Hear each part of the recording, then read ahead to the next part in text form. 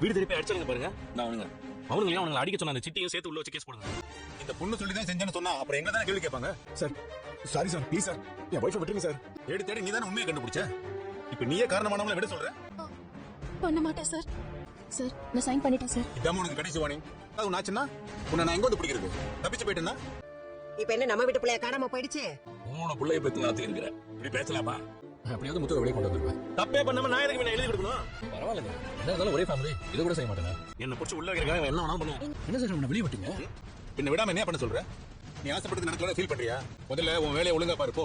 அம்மி, என் அம்மாக்கு எதுவும் ஆகக்கூடாது. ஏன் கோயில்கிட்ட வந்து நின்னாலுங்க? இதான் சொன்னாங்க. ஒரு குடும்பத்துக்கு வாழ வந்த பொண்ணு அந்த குடும்பத்துக்கு பெருமையை சேர்க்கணும்.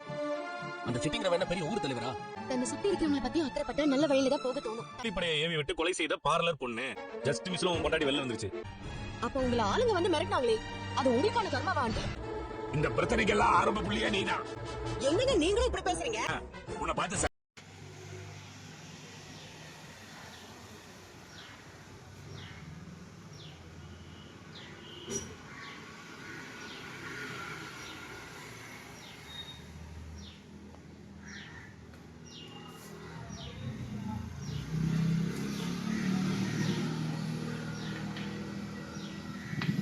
இது கூட